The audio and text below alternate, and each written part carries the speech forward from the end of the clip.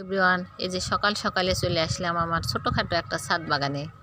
এই যে দেখেন আমার ফুল গাছ, এখানে আছে মরিচের গাছ, এই যে আমার পুদিনা পাতার গাছ, এই যে আমার ড্রাগনের গাছ। পুদিনা পাতা আমার খুব কাজে লাগে। এই পুদিনা পাতা দিয়ে আমি মাঝে মধ্যেই ব্রুহানি বানাই, তারপর শরবত বানাই, যে কোনো শরবতে লাগে। দেখেন 2-3 মাস হলেও লাগিয়েছি, এখনও ধরেনি ড্রাগন ধরলে আমি আপনাদের সঙ্গে শেয়ার করব।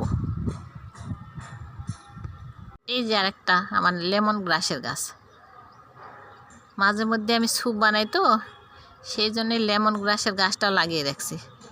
বাচ্চাদের জন্য স্যুপ বানাই, আর এখান থেকে লেমন গ্রাসের পাতা নিয়ে যে আমি স্যুপ বানিয়ে ফেলি।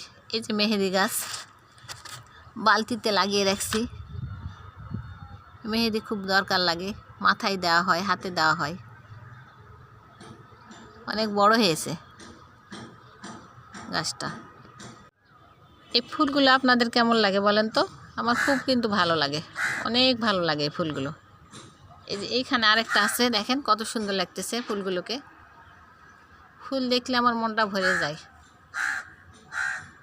এই যে আরেকটা আমার ক্যাপসিকামের গাছ, এখানে একটা ড্রাগনের গাছ, এখানে আরেকটা ক্যাপসিকামের গাছ। এই ক্যাপসিকাম গাছে 3টা ক্যাপসিকাম ধরেছিল রোজার মধ্যে। ঈদের 2 দিন আগে তুলেছিলাম ক্যাপসিকাম, তুলে ক্যাপসিকাম 3টা দিয়ে আমি চিকেন শাসলিক বানিয়েছিলাম। আমি যেই কয়েকটা গাছ লাগিয়েছি সব কয়টা গাছে আমার খুব দরকারি, রান্না বান্নার কাজে এগুলোকে আমার লাগে। কিন্তু ড্রাগনটা ধরেনি এখনও, ধরলে আবার দেখাবো আমি আপনাদেরকে।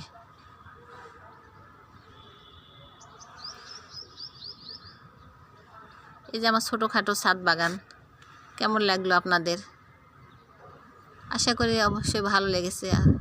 আজকের মতো এখানে, আল্লাহ হাফেজ।